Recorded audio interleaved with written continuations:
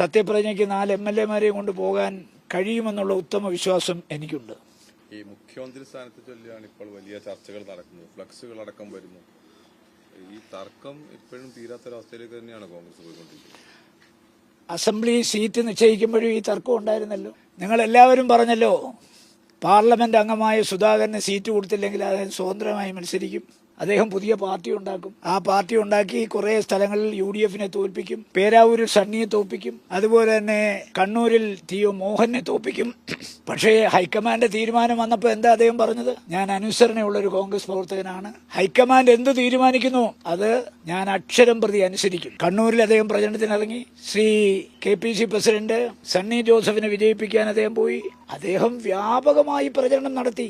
നിങ്ങൾ ഒരു കാര്യം മനസ്സിലാക്കണം, കഴിഞ്ഞ കുറേ നാളുകളായി നമ്മൾ ഈ മാധ്യമരംഗത്തുണ്ടായിരിക്കുന്ന ഒരു മത്സരം. അതുകൊണ്ട് ബ്രേക്കിംഗ് ന്യൂസ് ഉണ്ടാക്കാനാണ് നിങ്ങൾ ഈ ചോദ്യം ചോദിക്കുന്നത്, എനിക്കറിയാം. അതുകൊണ്ട് കോൺഗ്രസിനകത്ത് എന്തെങ്കിലും പൊട്ടലോ ചീറ്റലോ മുഖ്യമന്ത്രി സ്ഥാനത്തേക്ക് ഉണ്ടാകുമെന്ന് ആരെങ്കിലും പ്രതീക്ഷിക്കുന്നുണ്ടെങ്കിൽ ആ പ്രതീക്ഷയ്ക്ക് വലിയ ആയുസില്ല. ആ പ്രതീക്ഷയൊക്കെ നാളെ റിസൾട്ട് വന്നു കഴിഞ്ഞ് ഏതാനും ദിവസങ്ങൾക്കുള്ളിൽ മുഖ്യമന്ത്രി സ്ഥാനാർത്ഥി ആരാൻ തീരുമാനിക്കും. പക്ഷേ ഇതിനൊരു സിസ്റ്റം ഉണ്ടല്ലോ. തെരഞ്ഞെടുക്കപ്പെടുന്ന MLA-മാരുടെ യോഗം വിളിച്ചു കൂട്ടണം, കേന്ദ്ര നിരീക്ഷകന്മാരിൽ പങ്കെടുക്കണം, 14 DCC-കൾ പ്രവർത്തിക്കുന്നുണ്ട്, KPCC ഉണ്ട്. അവരും ഒക്കെ ആയിട്ട് കോൺഗ്രസ് ഹൈക്കമാൻഡ് ആശയവിനിമയം നടത്തി വളരെ അനുയോജ്യമായ ഒരു തീരുമാനമെടുക്കും. അതുകൊണ്ട് മുഖ്യമന്ത്രി സ്ഥാനത്തേക്ക് മത്സരം ഉണ്ടാകുമെന്നുള്ള കാര്യത്തിൽ ആഗ്രഹിക്കാൻ ഈ തെരഞ്ഞെടുക്കപ്പെടുന്ന കോൺഗ്രസിന് 60 MLA-മാരാണ് ഉള്ളതെങ്കിൽ, അല്ലെങ്കിൽ 55 പേരാണെങ്കിൽ, ഒരിക്കൽ MLA ആയി തെരഞ്ഞെടുക്കപ്പെടുന്ന എല്ലാവർക്കും മുഖ്യമന്ത്രിയാകാൻ ആഗ്രഹിക്കാം. പക്ഷെ ഹൈക്കമാൻഡ് ഒരു തീരുമാനം എടുത്താൽ ആ തീരുമാനം എല്ലാവരും ശിരസ വഹിക്കും, അംഗീകരിക്കും. ഞാൻ എപ്പോഴും പറയാറുള്ള കാര്യം ഒരിക്കൽ കൂടി ആവർത്തിക്കുന്നു. Rajmohan Unnithan plus Congress is something, Rajmohan Unnithan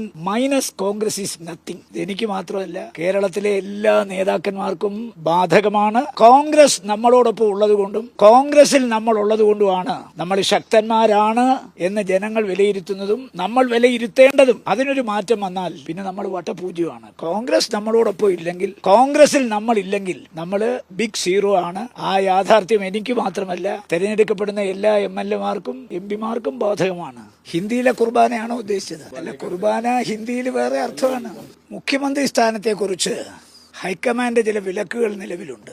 ഒരു നേതാക്കന്മാരും മുഖ്യമന്ത്രി സ്ഥാനവും ആയി ബന്ധപ്പെട്ട ഒരു കാര്യത്തെക്കുറിച്ചും പരസ്യ പ്രസ്താവന നടത്താൻ പാടില്ല എന്ന് പറഞ്ഞിട്ടുണ്ട്.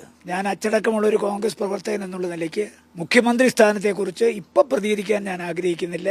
പ്രതികരിക്കേണ്ട സമയം ഇതല്ല.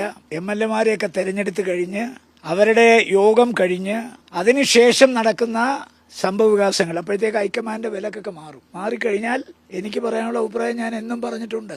തുമ്മിയാ തെറിക്കുന്ന മൂക്കാണെങ്കിൽ ചുമ്മാ തെറിച്ച് പോട്ടെ എന്നുള്ള ഒരു പ്രവണത കാത്തു സൂക്ഷിക്കുന്ന ആളാണ്. അതുകൊണ്ട് ഹൈക്കമാൻഡ് എന്ന് പറയുന്നത് കോൺഗ്രസിന്റെ പരമോന്നത സഭയാണ്. ആ പരമോന്നത ബോഡി ഒരു തീരുമാനം എടുത്തു കഴിഞ്ഞാൽ എല്ലാവരും അനുസരിക്കാൻ ബാധ്യസ്ഥരാണ്. അതുകൊണ്ട് മുഖ്യമന്ത്രി സ്ഥാനത്തെക്കുറിച്ച് ഒരു കമാന്നൊരക്ഷരം മിണ്ടാൻ ഈ അവസരം ഞാൻ ഉപയോഗിക്കുന്നില്ല. അല്ല, ഇപ്പം നിങ്ങൾ എന്നോട് ചോദിച്ച ചോദ്യം കാണിക്കാത്തവരാരാണോ അവരോട് നിങ്ങൾ ചോദിക്കുക, അതിന്റെ മറുപടി അവരിൽ നിന്ന് മേടിക്കുക. അല്ല, നിങ്ങൾ പ്രതീക്ഷിക്കുന്ന എല്ലാം സാധിച്ചു തരാൻ എനിക്ക് പറ്റത്തില്ലോ. ചിലപ്പോഴൊക്കെ പ്രതീക്ഷ അമിത പ്രതീക്ഷയാണെങ്കിൽ നിരാശ വരും. അതുകൊണ്ട് ഞാൻ പറയുന്നു, നാളെ ഒരു ദിവസം കൂടെ കാത്തിരുന്നാൽ MLA-മാരെ കുറിച്ച് ഒരു ക്ലിയർ പിക്ചർ കിട്ടുമല്ലോ. നാളെ ആരൊക്കെയാണ് തെരഞ്ഞെടുക്കപ്പെടാൻ പോകുന്നത് എന്നുള്ളതിനെ കുറിച്ചൊരു ക്ലാരിറ്റി നാളെ വരും. വന്നു കഴിഞ്ഞാൽ പിന്നെ ഇതിനെക്കുറിച്ച് മുഖ്യമന്ത്രി സ്ഥാനത്തെക്കുറിച്ച് MLA-മാരാണ് അഭിപ്രായം പറയേണ്ടത്. പിന്നെ അഭിപ്രായം പറയേണ്ട ഫൈസലിനെ പോലുള്ള ആളുകൾ DC പ്രസിഡന്റുമാരാണ്. ഏറ്റവും അവസാനമാണ് MP-മാരുടെ അഭിപ്രായം പറയേണ്ടത്. മനസ്സിലായില്ലേ? അപ്പോൾ ആദ്യം തിരഞ്ഞെടുക്കപ്പെട്ട MLA-മാർ, പിന്നെ DC പ്രസിഡന്റുമാർ, KPCC, ഏറ്റവും അവസാനം ഞങ്ങൾ അഭിപ്രായം പറയേണ്ട സമയത്ത് ഞങ്ങൾ അഭിപ്രായം പറഞ്ഞിരിക്കും. അല്ല, എന്നൊന്നും ഞാൻ പറയില്ലോ. ഞാൻ പറഞ്ഞല്ലോ ഹൈക്കമാൻഡ് മുഖ്യമന്ത്രി സ്ഥാനത്തേക്കുള്ള ചർച്ചയ്ക്ക് വിലക്ക് ഏർപ്പെടുത്തിയിരിക്കുന്ന സാഹചര്യത്തിൽ ഇന്ന് എന്നിൽ നിന്ന് കൂടുതലൊന്നും പ്രതീക്ഷിക്കേണ്ട. അതാണല്ലോ ഞാൻ പറഞ്ഞത്. ഇതെല്ലാം മുഖ്യമന്ത്രിയുമായി ചുറ്റിപ്പറ്റിയുള്ള ചോദ്യങ്ങളാണ്.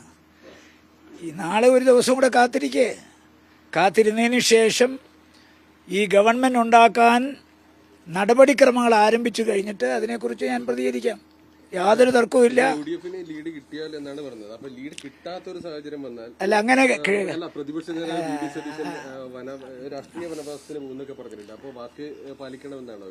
ഞാൻ നിങ്ങളോട് ആദ്യമേ എന്താ പറഞ്ഞത്? ഇപ്പോൾ ഏറ്റവും അവസാനത്തെ ഒരു സർവേ വന്നിരിക്കുന്ന 90-95 സീറ്റ് വരെ കിട്ടുമെന്നാണ്. ഞാനെന്താ നിങ്ങളോട് പറഞ്ഞത്? 977 ആവർത്തിക്കുമെന്ന് എന്ന് പറഞ്ഞാൽ 111 സീറ്റ് വരെ പോകാമെന്നാണ് പറഞ്ഞേ. പിന്നെയും നിങ്ങളെന്തിനാ ഈ ദോഷൈകതൃക്കാകാൻ പോകുന്നത്? അധികാരത്തിൽ വന്നില്ലെങ്കിൽ എന്നുള്ള ക്വസ്റ്റ്യൻ ഈസ് ഇറലവൻ. ചെറിയൊരു സംശയം. ഇപ്പോൾ താങ്കൾ നമ്മളിപ്പോൾ കേരളത്തിലെ തെരഞ്ഞെടുപ്പിൻ്റെ ഒരു അവലോകനമാണ് നടത്തിയത്. ബംഗാളിനെക്കുറിച്ചും തമിഴ്നാടിനെക്കുറിച്ചും പോണ്ടിച്ചേരിയെക്കുറിച്ചും ആസാമിനെക്കുറിച്ചും ഇനിയുള്ള റിസൾട്ട് വന്നതിന് ശേഷം നമുക്ക് വിശദമായി ചർച്ച ചെയ്യാം. അതിന് തർക്കമൊന്നുമില്ല. കൂടുതൽ വാർത്തകളും വിശേഷങ്ങളും നിങ്ങൾക്ക് ലഭിക്കാൻ കേരളീയം ന്യൂസ് സബ്സ്ക്രൈബ് ചെയ്യുക. കൂടെ ബെൽ ബട്ടണും അമർത്തുക.